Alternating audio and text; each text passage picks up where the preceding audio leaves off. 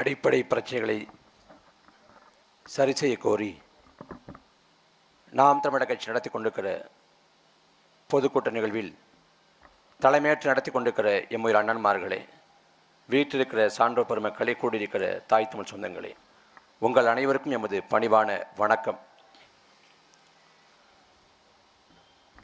இந்திய பெருநாடு விடுதலை பெற்று 70 ஆண்டுகளை கடந்துவிட்டது. அதில் திராவிட கட்சிகள் ஏறக்குறைய 60 ஆண்டுகள் ஆட்சி செய்துவிட்டது. ஆனால் இன்றைக்கும் அடிப்படை வாழ்வாதார உரிமைக்காக நாம் போராட வேண்டிய நிலைதான் எஞ்சியிருக்கிறது. மன்னராட்சி முறை வீழ்த்தப்பட்டு மக்களாட்சி முறை பிரகடனம் செய்யப்பட்டது. எல்லோருக்கும் எல்லாம் கிடைக்கப்பெற வேண்டும் என்பதற்குத்தான்.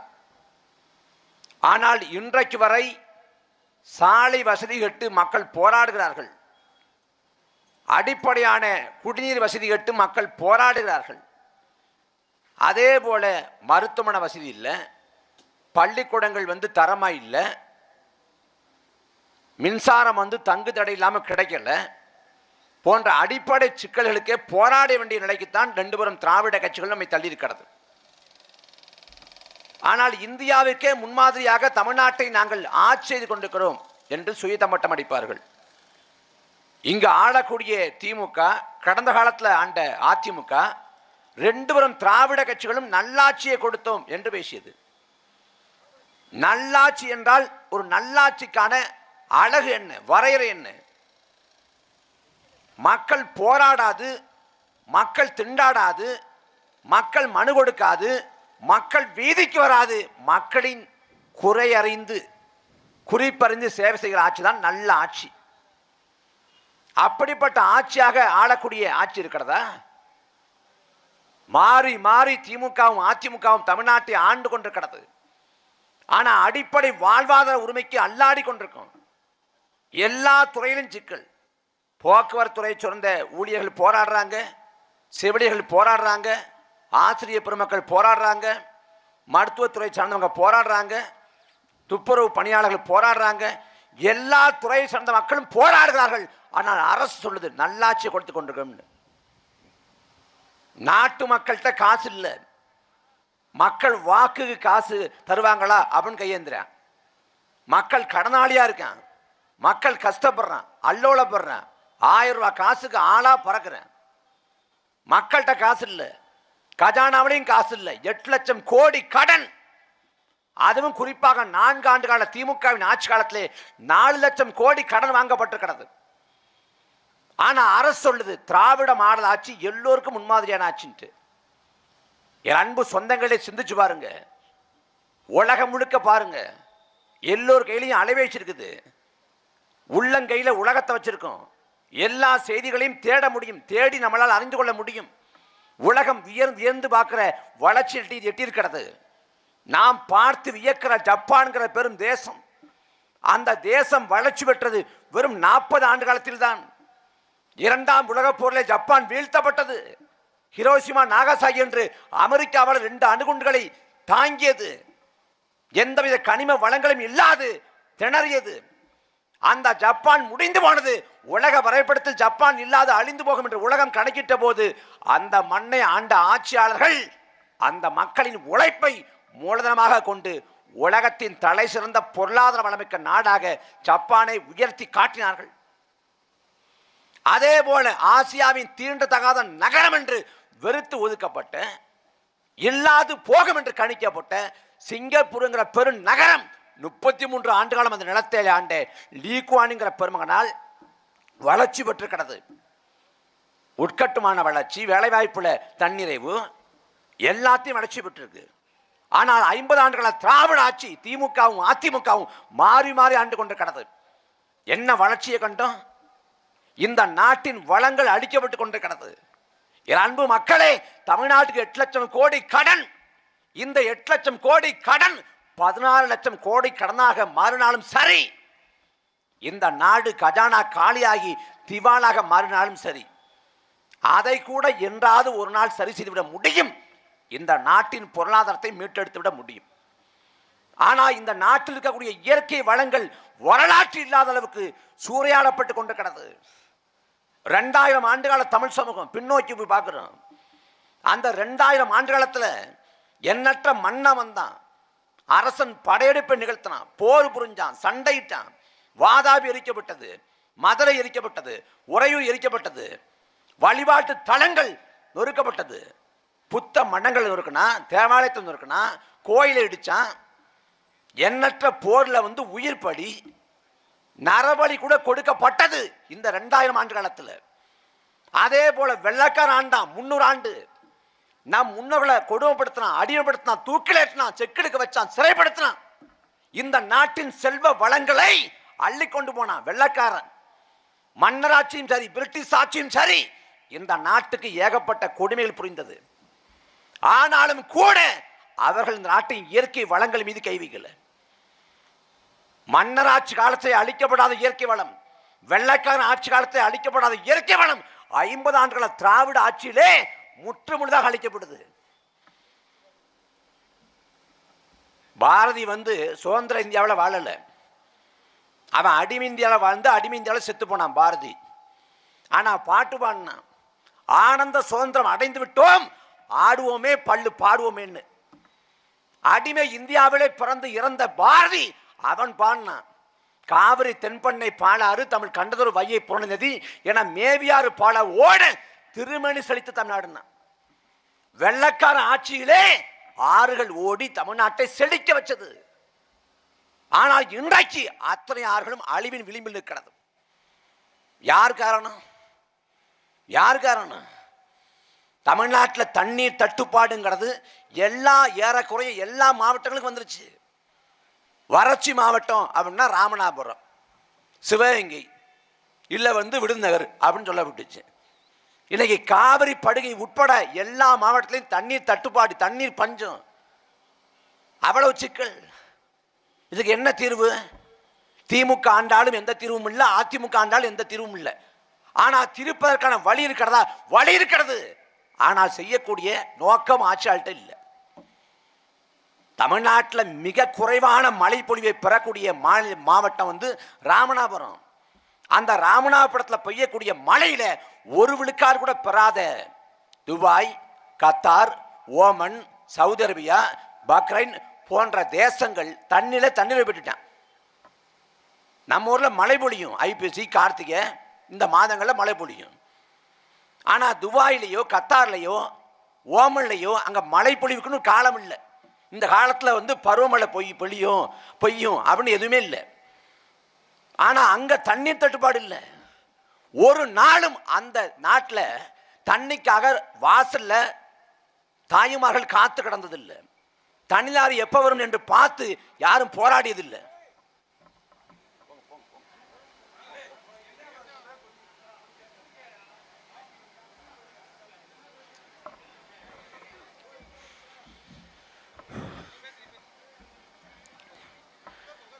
அரபு தேசங்களில் தண்ணீர் தட்டுப்பாடு இல்லை. அது காரணம் அங்க மழை பொழிவு இல்லை, மழை தண்ணி இல்லை. அப்ப என்ன இருக்குது? கடல் தண்ணி இருக்கு, கடல் வளம் இருக்கு. அப்ப என்ன பண்றான்? கடல் தண்ணியை சுத்திகரித்து தன் மக்களுக்கு கொடுத்துட்றான். இத்தனைக்கும் துபாயை, கத்தாரை, ஓமன் ஆள்றது மக்களால் தெரிவு செய்யப்பட்ட ஒரு அதிகாரம் இல்லை. அங்க தேர்தல் கிடையாது, கட்சி கிடையாது, அரசியல் கிடையாது. துபாய் ஆள்வது ஒரு மன்னர், துபாய் ஆள்வது ஒரு ஷேக்கு. சவுதி அரேபியாவில் ஆறே இல்லை, ஆறுகளே இல்லாத சவுதி அரேபியாவில் தண்ணீர் தட்டுப்பாடு இல்லை, தண்ணீர் பஞ்சம் இல்லை. துபாயில் தண்ணீர் பஞ்சம் இல்லை, தண்ணீர் தட்டுப்பாடு இல்லை. ஆனா தமிழ்நாட்டில் எல்லா வளங்களும் இருந்தும் தண்ணீர் தட்டுப்பாடு. ஒட்டுமொத்த பூமி பந்து, நாம் வாழக்கூடிய ஒட்டுமொத்த பூமி பந்தில் சராசரியாக ஆண்டொன்றுக்கு 800 மில்லிமீட்டர் மழை பொழியுது, 800 மில்லிமீட்டர். ஆனா தமிழ்நாட்டின் சராசரி மழை பொழிவு 950 மில்லிமீட்டர்.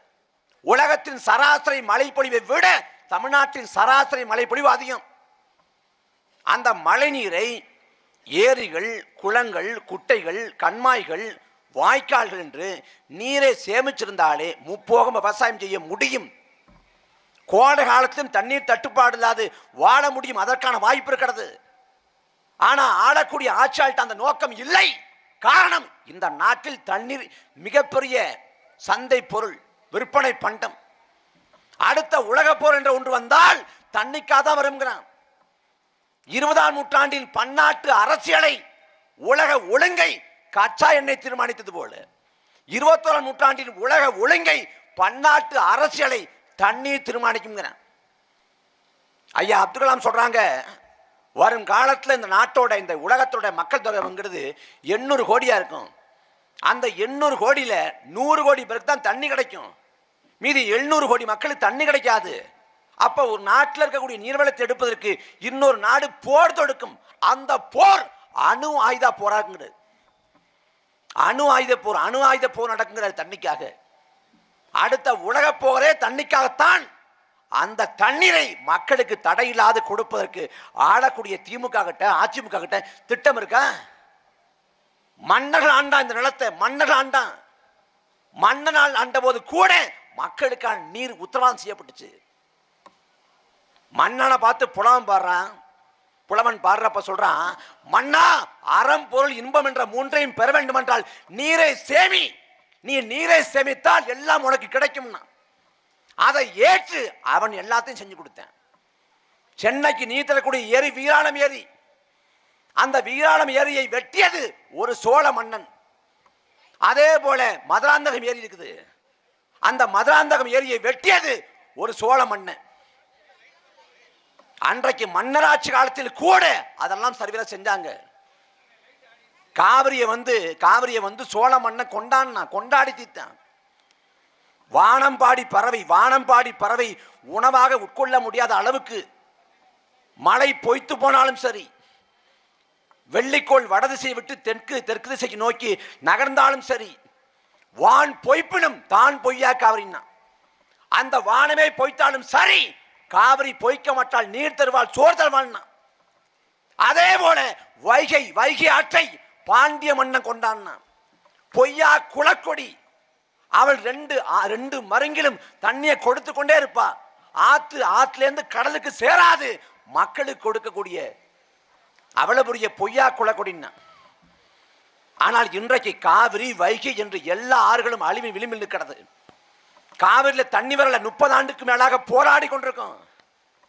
தமிழ்நாட்டை திமுக ஆண்டாலும் சரி, அதிமுக ஆண்டாலும் சரி, மத்தியிலே காங்கிரஸ் ஆண்டாலும் சரி, பாஜக ஆண்டாலும் சரி, தமிழ்நாட்டுக்கு சொட்டு நீர் கூட தர மாட்டான் கர்நாடகா. காவிரியிலே தண்ணி கட்டி நாம் போராடினால் கர்நாடகில் வாழக்கூடிய தமிழனை துரத்தி அடிப்பான். தமிழன் வணிக வளாகங்களை சூறையாடுவான். வாழ முடியாது, கர்நாடகில் வாழ முடியாது, தமிழ்நாட்டுக்கு அகதியாக அடித்து விரட்டுவான். காவிரி நடுவமன்ற தீர்ப்பை செயல்படுத்த கோரி 91ஆம் ஆண்டு இதே தமிழ்நாட்டில் போராட்டம் நடந்த போது, கர்நாடகத்தை ஆண்ட பங்காரப்பாவின் ஆட்சி காலத்திலே கர்நாடகில் வாழ்ந்த தமிழர்கள் அடித்து துரத்தப்பட்டு, தமிழ் பெண்கள் பாலியல் கொடுமைக்கு உள்ளாக்கப்பட்டு, நூற்றுக்கணக்கான தமிழர்கள் கொலை செய்யப்பட்டு, மூட்டை முடிச்சோடு தமிழ்நாட்டுக்கு அகதிகளாக இடம்பெயர்ந்தார்கள். 2015-16 50 தமிழ்நாட்டை சேர்ந்த பேருந்துகளை கர்நாடகாவில் கொளுத்தினான். இன்றைக்கு வரை காவிரியில் தண்ணி வாங்க முடியல. காரணம், ஆடக்கூடிய ஆட்சியாளருக்கு நோக்கம் இல்லை. காவிரி ஆத்தங்கரையிலே, தமிழ்நாட்டில் ஓடக்கூடிய காவிரி ஆத்தங்கரையிலே மணல் கொள்ளை தங்கு தடை இல்லாது வெளிப்படையாக நடந்து கொண்டிருக்கிறது. காவிரியில் தண்ணி தர மாட்டேங்கிற ஒரு பக்கம் போராடி கொண்டிருக்கும். அதே சமயம் காவிரி ஆற்றின் துணையாறு அமராவதி, காவிரி ஆற்றின் துணையாறு பவானி, காவிரி ஆற்றின் துணையாறு நொய்யல், இந்த ஆறுகள் தமிழ்நாட்டில் எந்த அளவில் இருக்குது? எந்த அளவில் இருக்குது? நொய்யல் ஆறு முழுக்க சாயப்பட்ட கழிவு. சாயப்பட்ட கழிவை கொட்டி கொட்டி நொய்யலாற்ற சாகடிச்சுட்டான். அதன் விளைவு நொய்யலாறு முழுமைக்கும் நுரை தள்ளுது. ஒரு மனிதன் நஞ்சை அடைந்தினால் வாழ முடியாது, வாயிலே நுரை தள்ளுவது போல நொய்யலாற்று படுகை முழுமைக்கும் நுரை தள்ளி கொண்டிருக்கிறது. ஆறு செத்து கொண்டிருக்கிறது. எங்க போகுது? தமிழ்நாட்டுக்கு சொட்டு நீர் தர முடியாது, கர்நாடகா மறுக்குது. ஆனா காவிரி ஆற்றின் குறுக்கே மேகதாட்டில் தடுப்பணை கட்டலாம் கர்நாடகா. அதற்கான வேலை நடக்குது. முல்லை பெரியாற்றணையை தகர்த்து விட்டு புதித அணை கட்டும்ங்கிறான் கேரளா. பாலாற்றின் குறுக்கே அடுக்கடுக்காக தடுப்பணை கட்டி அதன் உயரத்தை அதிகப்படுத்துறான் ஆந்திரா. இப்படி கேரளாவும் ஆந்திராவும் கர்நாடகாவும் தமிழ்நாட்டுக்கு வர வேண்டிய நீர்வளத்தை தடுத்து அவனை அணைகட்டுகிற போது அவனை அணைகட்டுவதற்கான மணலை தமிழ்நாடு அள்ளி கொடுக்கிறது. தமிழ்நாட்டில் மணற்கொலை நடக்காத ஒரே ஒரு ஆறு உண்டா? ஆத்துல மண்ணை அள்ளி கொண்டிருந்தவன் தோப்புகள்ல மண்ணை அள்ளி கொண்டிருக்கான். அருகாமல கேரளா இருக்குது, 40க்கும் மேற்பட்ட ஆற்றுப்படி இருக்குது. எந்த ஆற்றுப்படியிலும் மண் அள்ள முடியாது. நீ மண்ணை அள்ள வேண்டும் என்று நினைத்தால் அந்த மாநிலத்தின் ஆட்சியாளர் தொலைச்சிருவான். கேரளாவை காங்கிரஸ் ஆண்டாலும் அதான் நிலைமை, கம்யூனிஸ்ட் ஆண்டாலும் அதான் நிலைமை. ஆனா தமிழ்நாட்டில் மண்ணை கொள்ளையடித்து கொண்டு போகலாம். மண்ணை கொள்ளையடித்து எப்படி கொண்டு போறான்? மண்ணை கொள்ளையடித்து ஹெலிகாப்டர் கொண்டு போறானா? ஏரோப்ளேன் கொண்டு போறானா? லாரிகளை ஏற்றி சாலை மார்க்கமாக போறான். லாரிகளை ஏற்றி சாலை மார்க்கமாக கொண்டு போகிற போது ஆளக்கூடிய ஆட்சியாளர் என்ன பண்றான்? தமிழ்நாட்டில் உளவுத்துறையும் காவல்துறையும் என்ன வேலை செய்து? திமுக ஆட்சி காலத்தில் சட்ட ஒழுங்கு சரியில்லை, அதிமுக போராடும். அதிமுக ஆட்சி காலத்தில் சட்ட ஒழுங்கு சரியில்லை, திமுக போராடும். ஆனால் என்றைக்காவது திமுகவின் ஆட்சி காலத்திலே மணக்கொள்ளை நடக்கிறது என்று அதிமுக போராடி நீங்கள் பார்த்ததுண்டா? அதிமுக ஆட்சி காலத்திலே மணக்கொள்ளை நடக்கிறது என்று திமுக போராடி நீங்கள் பார்த்ததுண்டா? ஒருபோதும் பார்க்க முடியாது. திமுக ஆண்டாலும் சரி, அதிமுக தொடர்ந்தாலும் சரி, மண்ணை கொள்ளடிப்பான், மலையை தகர்ப்பான், மலையை தகர்த்து கனிம வளங்களாக கொண்டு போவான். மதுரையில் ஆனமலை அப்படின்னு மலை இருக்குது. ஒரு யானை படுத்து உறங்குவது போல இருக்கும். மதுரையில் என்ன கிளப்பி விட்டான்னா, யானை மதுரைக்கு ராசி இல்லை, யானை இருக்க வரைக்கும் மதுரை விளங்காதுன்னு கிளப்பி விட்டுட்டு அந்த மலையை பெயர்க்கிற வேலையை நடந்துகிட்டு இருக்குது. 2 பேரும் திராவிட ஆட்சி. இதான் நிலைமை. ஒரு நாட்டில் முதலமைச்சர் சரியில்லை, அந்த நாட்டை சரி பண்ணிடலாம். ஒரு நாட்டில் பிரதமர் சரியில்லை, அந்த நாட்டை கூட சரி பண்ணிடலாம். ஒரு நாட்டில் அமைச்சர் பெருமக்கள் சரியில்லை, அதிகாரிகள் சரியில்லை, அந்த நாட்டையும் சரி பண்ண வாய்ப்பு உண்டு. ஆனால் ஒரு நாட்டில் மக்கள் சரியில்லை என்றால் எது ஒன்றும் செய்ய முடியாது. காந்தியவாதி சத்தியமூர்த்தி சொல்றாரு, மக்கள் மனங்கள்ல, மக்கள் நாணயங்கள்ல லஞ்சம் ஊழல் ஊடுருவாம பார்த்துக்கணுங்கிறது. மக்கள் மனங்கள்ல, மக்கள் நாணயத்துல லஞ்சம் ஊழல் ஊடுருவ கூடாது, மக்கள் ஊழல்வாதிகளா மாறிடக்கூடாதுங்கிறது. ஆனா இன்னைக்கு மாறிட்டாங்க. நபிகள் சொல்றாங்க, நபிகள் நாயகம், லஞ்சம் கொடுப்போர் மீதும் வாங்குவோர் மீதும் இறைவனின் சாபம் உண்டாகட்டுங்கிறது. அவரே சொல்றாரு, ஒரு காலம் வரும், அந்த காலத்திலே நேர்மையோடு வாழ்வது என்பதே நெருப்பு துண்டுகளை கையில் வைத்திருப்பது வைப்பாங்க. உன்னால நேர்மையா வாழ முடியாதா? நேர்மையாக வாழ்ந்தால் எப்படி நெருப்பு சூடு தாழாத கீழே போட்டு விடுவாயோ அதே போல நேர்மையை விட்டு விடாங்கிறது. அதான் நிலைமை. தூத்துக்குடியில மணக்கொள்ளை நடக்குது. லூர்துங்கிற கிராம நிர்வாக அலுவலர் நேர்மையாக செயல்படுறார். அந்த லூர்துங்கிற கிராம நிர்வாக அலுவலரை கொலை பண்றான். அதே போல புதுக்கோட்டையில் தொடர்ச்சியாக கனிம கொள்ளை நடக்கிறது, மணக்கொள்ளை நடக்கிறது என்று ஜகபர் அலிங்கிற சமூக செயல்பாட்டாளர் போராடுறாரு, மனு கொடுத்து பார்க்கிறாரு, மன்றாடுறாரு. கடைசியில் புதுக்கோட்டை மாவட்ட ஆட்சியர்களுக்கு போய் இந்த தேதியில் நான் போராட்டம் பண்ண போறேன்னு அறிவிக்கிறது. எந்த தேதியை குறித்து அவர் போராட்டம் பண்ணுவதாக அறிவித்தாரோ அதே தேதியில் அவர் மேல லாரியை ஒரு முறைக்கு பல முறை ஏற்றி இவனை உயிரோடு விட்டுவிடக் கூடாது என்று ஏற்றி கொண்டான் ஜகபர் அலியை. நடக்குது. இங்க நேர்மைக்கு உண்மைக்கு காலம் இல்லை. மக்கள்கிட்ட காசு வெளிப்படையாக கொடுத்துட்டு இருக்கிறான் வாக்குக்கு. நாம் திரும்ப திரும்ப கேட்பது ஒன்னே ஒண்ணுதான், காசு கொடுத்து சட்டமன்ற உறுப்பினராக பாராளுமன்ற உறுப்பினராக மாறக்கூடிய ஒருவன் மக்களுக்கு சேவையாற்றுவானா? அதுக்கு வாய்ப்பு இருக்கு. ஒரு சட்டமன்ற உறுப்பினரோட தொகுதி மேம்பாட்டு நிதியை 5 ஆண்டுக்கு சேர்த்து 15 கோடி தான். ஆண்டொன்றுக்கு 3 கோடி, 5 ஆண்டுக்கு சேர்த்து 15 கோடி தான். ஆனா 25 கோடி 30 கோடியை செலவு பண்ணி இவன் சட்டமன்ற உறுப்பினர் ஆகிறான். 15 கோடிக்கு தொகுதி முழுமைக்கும் நலத்திட்டங்கள் செய்யறதுக்கு 30 கோடி 20 கோடியை செலவழிக்க வேண்டிய அவசியம் என்ன? காரணம், அரசியல் என்பது மக்களுக்கான சேவை அல்ல, மாறாக வியாபாரம் வர்த்தகம் என்ற நிலைமைக்கு மாத்திட்டான். அதுல திமுக அதிமுக 2 கட்சியில எந்த வேறுபாடும் இல்லை, எல்லாம் நாடகம் போடுவான். அதிமுக ஆட்சி காலத்திலே விவசாயிகளை வஞ்சிக்க கூடாது, விவசாயிகளுக்கு ஆதரவாக திமுக நிற்கும் சொன்னது ஸ்டாலின். ஆனா திமுக ஆட்சிக்கு வந்த பிறகு இதே திமுகவின் 4 ஆண்டுகள் ஆட்சி காலத்திலே 2 ஆண்டு காலமாக பரந்தூருங்கிற இடத்துல, காஞ்சிபுரம் பக்கம் பரந்தூருங்கிற இடத்துல விவசாய நிலங்களை விமான நிலையம் அமைப்பதற்கு நாங்கள் தரமாட்டோம் என்று சொல்லி மண்ணில் மக்கள் போராட்டம் பண்றான். சுதந்திர நாள் அன்னைக்கு கருப்பு கொடி ஏத்துறான், தேர்தல் அன்னைக்கு வாக்குப்பதிவுக்கு வராம புறக்கணிக்கிறான். அந்த விவசாயிகள் சொல்வது பாட்டன் பூட்டன் காலம் தொட்டு நாங்கள் வாழக்கூடிய நிலம், இந்த நிலம், இந்த விவசாய நிலத்தை தர முடியாது, அவன் போராடுறான். ஆனால் அந்த போராட்டத்தை துளி கூட மதிக்காத ஆளக்கூடிய திமுக அரசு அவர்கள் மீது அடக்குமுறை ஏவிவிட்டு விமான நிலையம் அமைச்சே திரும்புது. அதிமுக ஆட்சி காலத்திலே அன்றைக்கு சொன்னாங்க, நாங்க வந்தோம்னா மதுவிலக்க சாத்தியப்படுத்துவோம். அதுவும் அம்மையார் கனிமொழி தமிழ்நாடு முழுக்க போராட்டம் நடத்தினாங்க. தமிழ்நாடு முழுக்க இந்தியாவிலே இளமது விலை கொண்ட மாநிலம் தமிழ்நாடு. மதுவால ஒரு தலைமுறை சீரழிந்து கொண்டிருக்கிறது, எங்களால் ஏற்க முடியாது அப்படின்னு போராட்டம் பண்ணாங்க. குறிப்பா கொரோனா காலத்தில் 2020ஆம் ஆண்டு வீட்டு வாசல்ல கருப்பு கொடி ஏந்தி கருப்பொடி தெரிவித்து குடும்பத்தோடு போராட்டம் நடத்தியவர் அன்றைக்கு ஐயா ஸ்டாலின், அவரோட தவ புதல்வன் உதயநிதி. அப்படி போராட்டம் பண்ணாங்க. மதுவால ஒரு தலைமுறை சீரழிந்து கொண்டிருக்கிறது, மதுவிலக்கு தான் தீர்வுனாங்க, மதுபான கடையை மூடணும்னாங்க. ஆனா திமுக ஆட்சிக்கு வந்து 4 ஆண்டு காலத்துல மதுபான கடையை மூடலையே. ஏன் மூடல? இன்னைக்கு அறிஞர் அண்ணாவோட பிறந்த நாள் திமுக கொண்டாடி கொண்டு கிடது. 1967ஆம் ஆண்டு அண்ணா ஆட்சி அதிகாரத்தில் ஏறின பிறகு அவர் கொடுத்த தேர்தல் வாக்குறுதியை நிறைவேற்ற முடியல. 1 கோடி அரிசி நிச்சயம், 3 கோடி அரிசி லட்சியம்னாரு. ஆனா 1 கோடி அரிசி கூட தர முடியல, நிதி நெருக்கடி. அந்த சமயத்தில் அதிகாரிகள் போய் நாம இந்த மதுபான கடையை திறந்து விட்டா கொஞ்சம் வருவாய் வரும், அதை வச்சு இந்த தேர்தல் வாக்குறுதி நிறைவேற்றலாம் அப்படின்னு சொல்றாங்க. அதுக்கு அண்ணா சொல்றாரு, தேர்தல் வாக்குறுதி நிறைவேற்றாம நான் பொய்யன் என்று பேர் எடுத்தாலும் சரி, நான் பொய்யன் என்று பேர் எடுத்தாலும் சரி, நான் மதுபான கடையை திறக்க மாட்டேன். மதுபான கடை நடத்தி வருமானம் ஈட்டி ஆட்சியை தொடர வேண்டும் நிலை வந்தால் நான் துண்ட உதறி தோல்ல போட்டு நடைய கட்டுவேன். அப்படிப்பட்ட ஆட்சியே தேவையில்லை என்று முழங்கியவர் அண்ணா. இந்தியா முழுமைக்கு மதுவிலக்குக்காக பரப்புரை செய்வோம் தயார் என்று முழக்கமிட்டவர் அண்ணா. அண்ணாவின் மொழிக் கொள்கையை பின்பற்றுவதாக சொல்கிற திமுக அண்ணாவின் மது கொள்கையை ஏன் பின்பற்றுவதில்லை? ஏன் பின்பற்றதில்லை? 48,000 கோடி தமிழ்நாட்டில் டாஸ்மாக் கடைகள் மூலமா வருமானம்.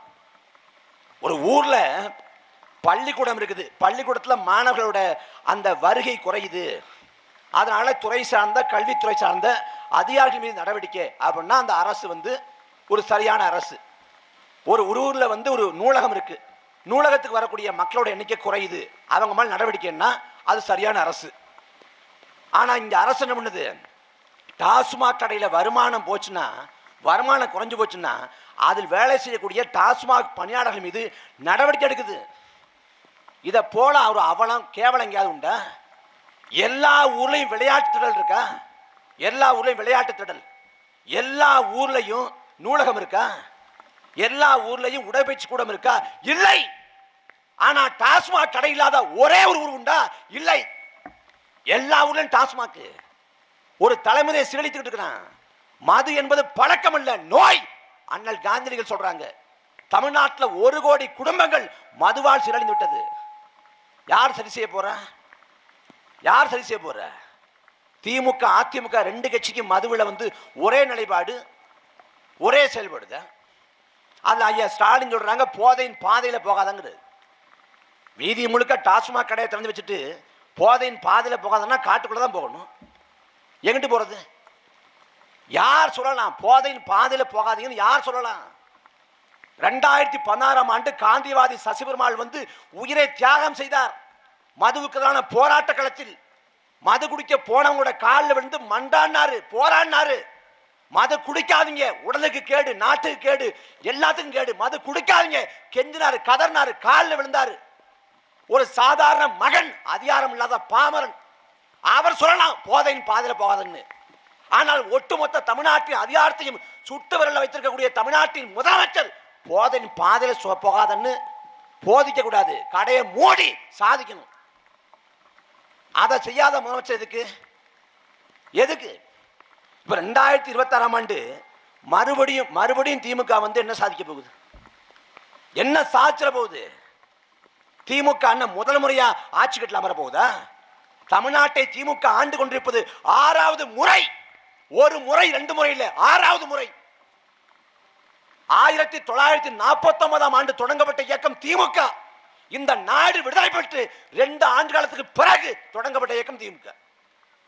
1949 தொடங்கப்பட்ட திமுக 75 ஆண்டுகளை கடந்து விட்டது. 6 முறை தமிழ்நாட்டில் ஆட்சி அதிகாரம், 18 ஆண்டு மத்திய அமைச்சரவையில் இடம், 18 ஆண்டு தொடர்ச்சியாக 99 தொடங்கி 2013 வரை தொடர்ச்சியாக 14 ஆண்டுகள் மத்திய அமைச்சரவை இடம். அந்த 2004 2009 காலகட்டத்தில் அன்றைக்கு மத்தியில் அதிகாரத்தில் இருந்த காங்கிரஸ் பெரும்பான்மை இல்லாத சிறுபான்மையாக இருந்த போது பெரும்பான்மை இல்லாத காங்கிரஸை தாங்கி பிடித்ததே திமுகவோட பார்லிமெண்ட் உறுப்பினர்கள் தான். அன்றைக்கு திமுக கேட்டிருந்தா எல்லாத்தையும் காங்கிரஸ் செய்து கொடுத்திருக்கும். காவிரி சிக்கலை தீர்த்து விடு, தமிழ்நாட்டுக்கான நதியின் பங்கீட்டை கொடுத்து விடு என்று காங்கிரஸ் அழுத்தம் கொடுத்தா கொடுத்திருப்பான். முல்லை பெரியார் அணையோட நீர்மட்டத்தை உயர்த்தி உத்தரவாதப்படுத்து, எங்கள் வாழ்வாதாரத்தை பெற்றுக் கொடு கேட்டு செஞ்சு கொடுத்திருப்பான். கச்சத்தீவு எங்கள் பாரம்பரிய சொத்து, எங்கள் பாட்டன் சொத்து, அதை மீட்டெடு கேட்டு செஞ்சு கொடுத்திருப்பான். ஆட்டுக்கு தாடியதுக்கு நாட்டுக்கு ஆனதுக்கு அந்த தாடிய நறுக்கு ஒட்ட வெட்டியிருப்பான். ஒரு மாநிலத்தோட இறையாண்மைக்கு அச்சுறுத்தல் விளங்கக்கூடிய சட்டப்பிரிவு 356 அதை நீக்கியிருப்பான். சாதிய பாதுகாக்கக்கூடிய சட்டப்பிரிவு அதை நீக்கியிருப்பான். இந்திய திணிக்கக்கூடிய சட்டப்பிரிவு அதை நீக்கியிருப்பான். எதை கேட்டாலும் செஞ்சு கொடுத்திருப்பான் காங்கிரஸ், மத்திய ஆண்ட அரசு. ஆனா திமுக விரும்பி கேட்டது மாநில சுயாட்சி இல்லை, மாநில உரிமை இல்லை. எந்த அமைச்சகத்தை எந்த துறையை நாம் வாங்கி கொண்டால் நாம் சம்பாதிக்க முடியும் என்று கேட்டுப்பட்டது. இப்ப புதுசா மறுபடியும் வர்றாங்க, நாங்க வரணும், மறுபடியும் வரணும். வந்து என்ன செய்ய போற? கருணாநிதி தமிழ்நாட்டை ஆண்டதே சாபக்கேடு. அப்புறம் ஸ்டாலின், இப்ப உதயநிதி ஆள்ற கனவுல இருக்கிறாரு.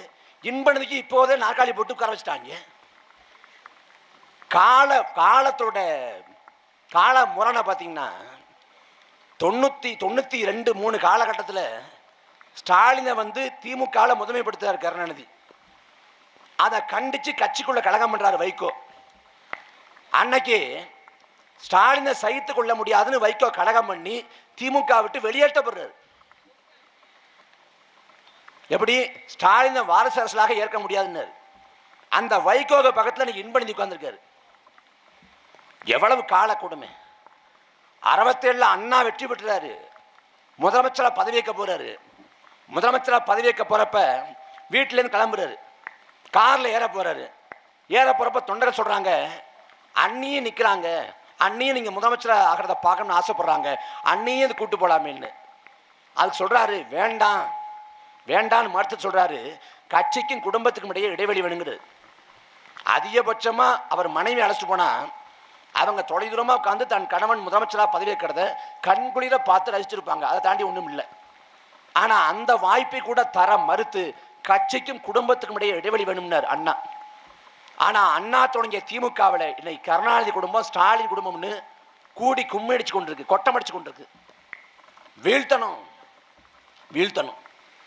கொட்டுகிற மழையிலே நாங்கள் விடாது கத்தி கதற வேண்டிய அவசியம், முழங்க வேண்டிய அவசியம் எங்கள் நெஞ்சுக்குள்ள வன்மம் பத்தி எரியுது.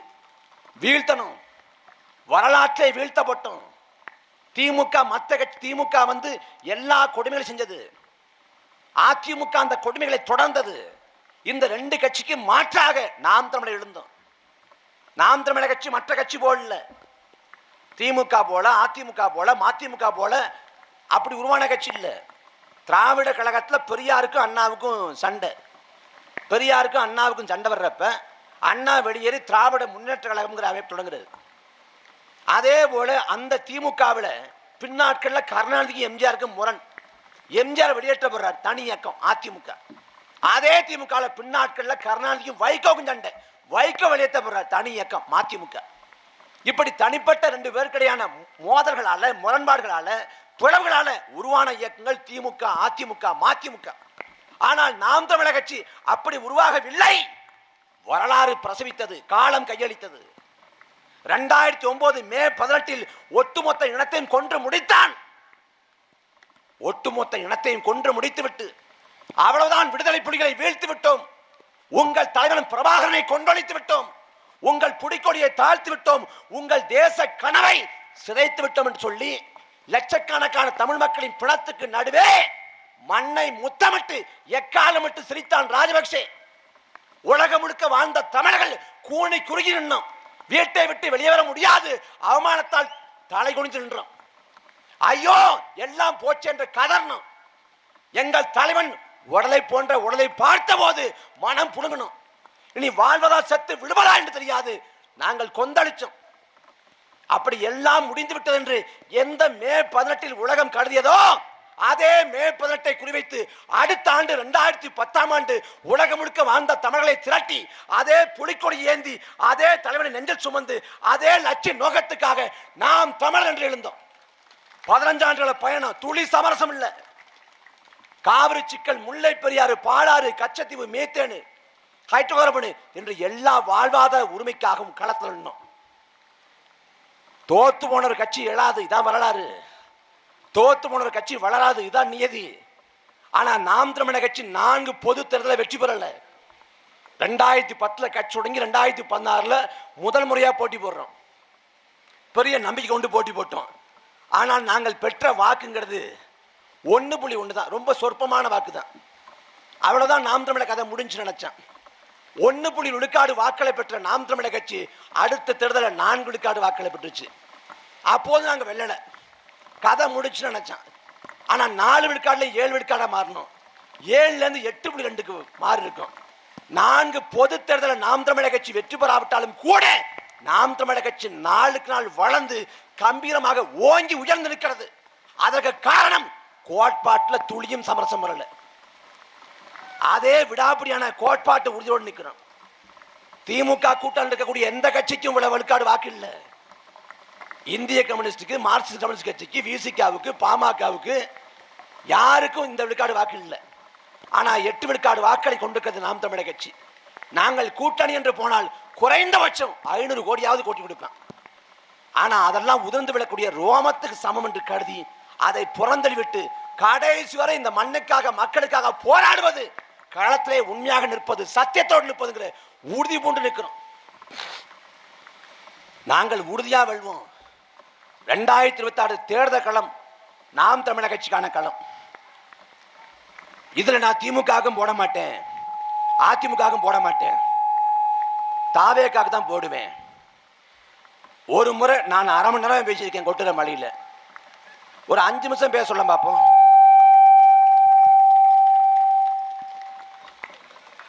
எனக்கு கொட்டுற மலையிலையும் ஒளி வாங்கி வேலை செய்யுது.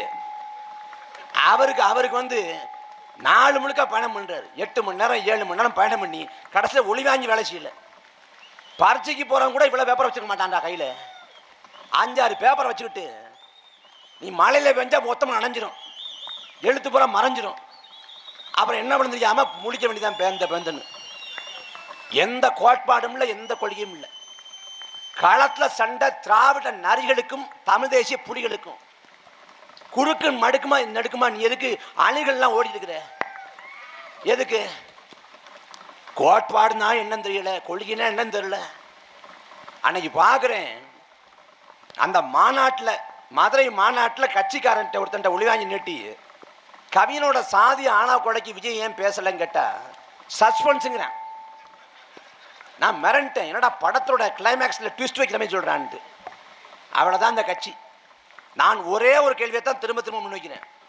தாவேக்காவுக்கு வாக்கு செலுத்துங்கிற என்ன வந்தா நீங்க ஒரு கற்பனை பண்ணுங்க.